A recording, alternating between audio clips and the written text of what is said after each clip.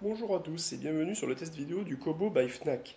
Donc comme son nom l'indique, c'est une liseuse électronique qui est commercialisée par la Fnac mais qui est fabriquée par Kobo, donc une entreprise canadienne. Et ça c'est son troisième lecteur en fait d'e-book, hein. C'est le e-reader Touch puisque c'est un écran tactile. Et bon, on va voir que c'est plutôt une bonne liseuse. Alors le tour du propriétaire est vite fait, hein. Donc vous avez uniquement un bouton en façade ici. Vous avez le port USB là, le bouton on-off ici.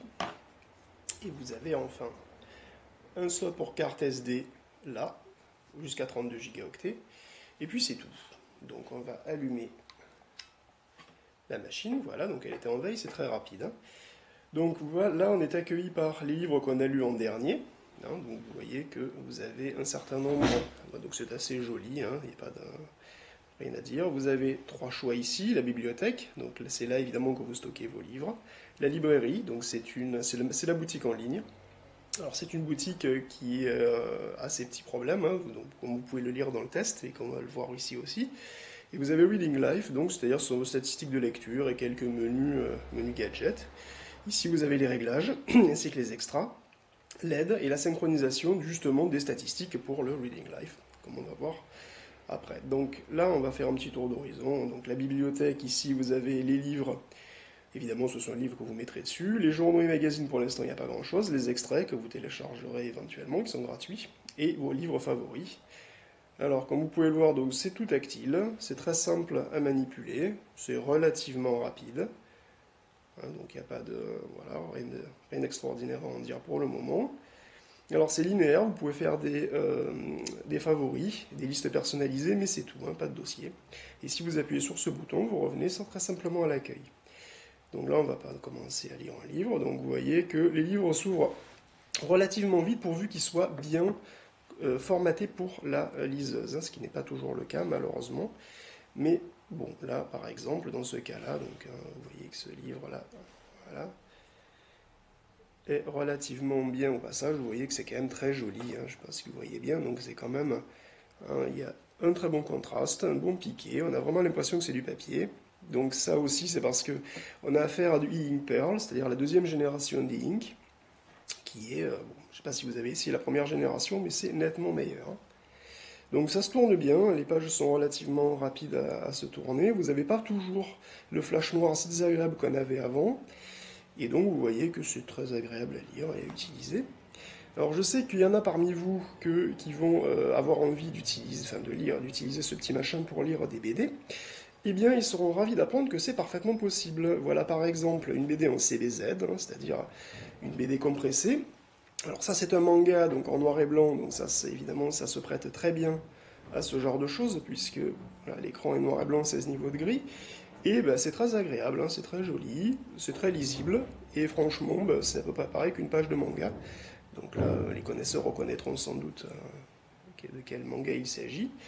Donc la tablette lit le EPUB, le PDF, le CBZ, ici, et puis aussi quelques autres formats. Et donc ce qui fait qu'elle est très ouverte.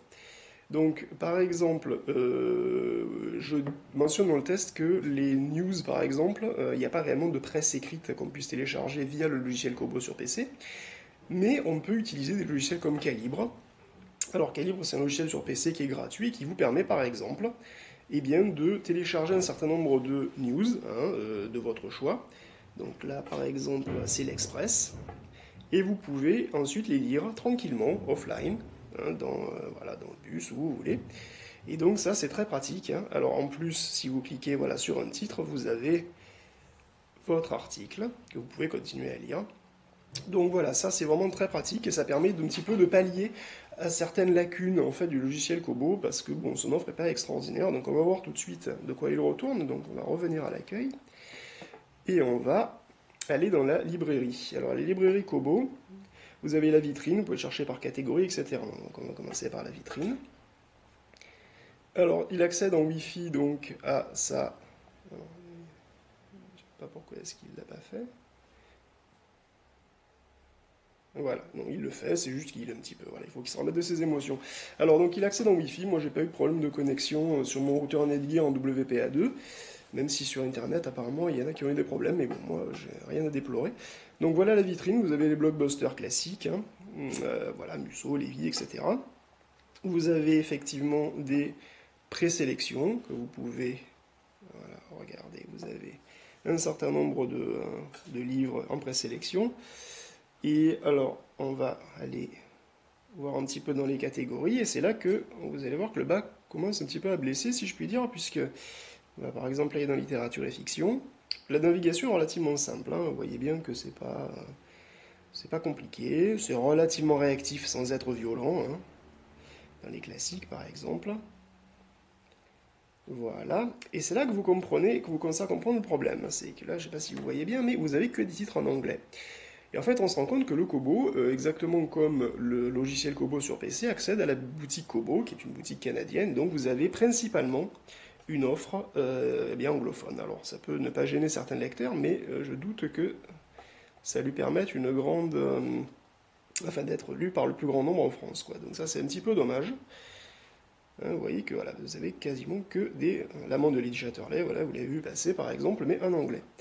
Alors, c'est vrai aussi pour les livres gratuits, c'est un petit peu le problème, c'est que justement, si vous n'injectez pas vous-même du contenu sur cette liseuse en le téléchargeant via les sites, via tout vous-même, via le site Fnac, ou bien via des projets comme Projet Gutenberg, etc., ou si vous lisez pas la presse dessus, si vous contentez en fait de cette boutique, bah, vous risquez d'être un petit peu vite déçu, parce que finalement, bah, il n'y a pas grand-chose, quoi, hein, en tout cas, pas grand-chose francophone, et même finalement pas grand-chose tout court. Donc ça, c'est un petit peu dommage. Bon, les prix sont dans la moyenne des prix sur les e-books, hein, donc c'est pas beaucoup moins cher que la littérature papier. Bon, c'est plus pratique, on aime ou on n'aime pas, c'est pas réellement le propos. Alors, on va revenir au début et on va regarder un petit peu ce que c'est que Reading Life. Alors, Reading Life, franchement, c'est pas extraordinaire. Donc, ça vous donne des statistiques de lecture, ce que vous avez lu, bon, combien de fois vous avez utilisé votre tablette, etc. Vous pouvez poster ça sur Facebook.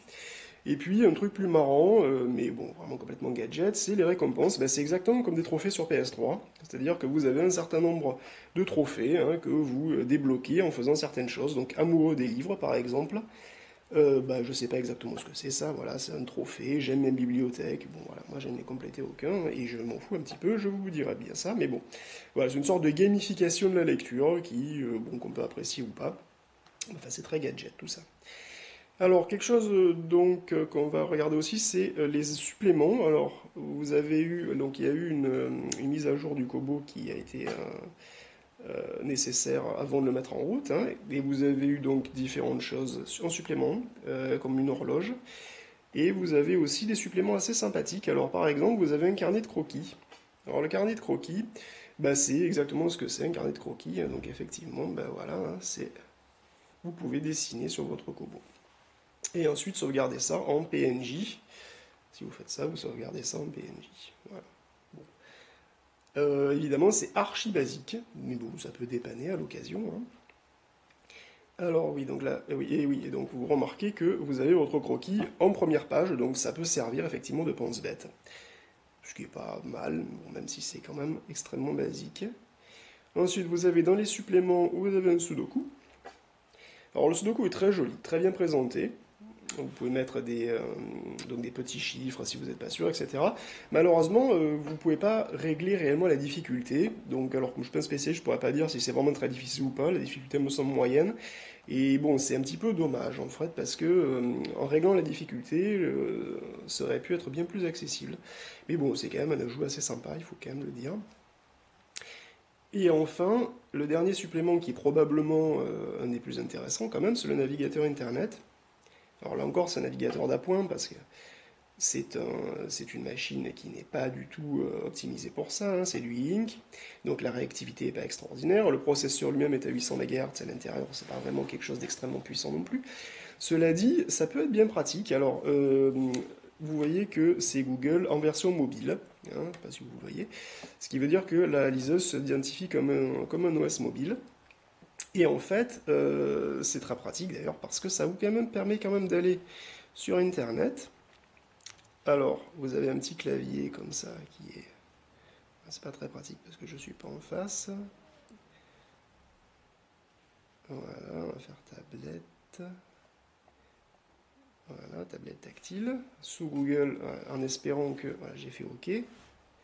Maintenant, je fais... Voilà, donc là vous avez, donc vous voyez qu'il rafraîchit, hein, donc c'est assez long tout ça, mais que voulez-vous, qu'est-ce que vous voulez? C'est pas non plus une vraie tablette, hein. Donc voilà, vous pouvez vous balader sur Internet et vous avez, donc bah alors, évidemment si vous allez sur des sites qui ne sont pas optimisés, vous risquez d'avoir des problèmes. Alors là je suis allé exprès sur un site qui n'est pas optimisé, hein. Alors vous pouvez me faire confiance sur le fait que si le site contient que du texte ou quasiment que des, disons que des articles, bah, c'est pas trop mal.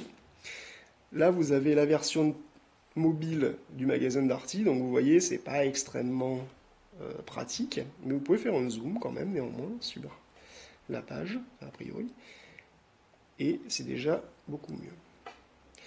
Donc en fait, c'est relativement utilisable si vous savez sur quel site vous allez et si vous avez juste de la lecture à faire, quoi, hein, il ne faut pas surfer beaucoup. Et vous voyez, c'est, sans être idéal, c'est quand même assez sympathique. À noter qu'évidemment, cela prend, disons, cela consomme énormément plus de batterie, hein, de faire ça, que de la lecture, puisque l'encre électronique est bistable, c'est-à-dire qu'elle ne consomme de l'énergie que pour changer d'état. Mais là, si justement vous faites beaucoup de rafraîchissement et des connexions Internet, évidemment, ça va beaucoup, voilà, ça va beaucoup consommer d'énergie. Donc là, vous voyez que la batterie est relativement pleine. Elle peut durer un mois si vous faites que de la lecture basique, quoi. Et là, vous avez une petite horloge. Je ne sais pas si vous la voyez d'ailleurs, la petite horloge. Bon, enfin bon. Voilà, et je pense que ça va conclure ce test du Kobo, hein. Donc alors en conclusion, bah, c'est une bonne machine, c'est-à-dire que en tant que liseuse, c'est une bonne liseuse, agréable, extrêmement légère, elle fait 150 grammes, et donc bah, c'est plutôt un achat tout à fait correct, mais encore une fois, l'offre de contenu qui y est rattachée est pas du tout au top. Donc ne vous attendez pas à des miracles, hein, de la part de la bibliothèque Kobo. Il faut un ordinateur, je pense, avec cette tablette pour l'utiliser pleinement, parce qu'avec un ordinateur, vous pouvez accéder à plein de sources différentes, et pas seulement à la librairie du Kobo, bon, qui est vraiment pas au niveau, quoi. Voilà. Donc en conclusion, c'est un bon terminal, qui est malheureusement pas complètement mis en valeur par l'offre qui est attachée, quoi. Voilà, en espérant que ça vous a plu, que vous avez réussi à y voir quelque chose.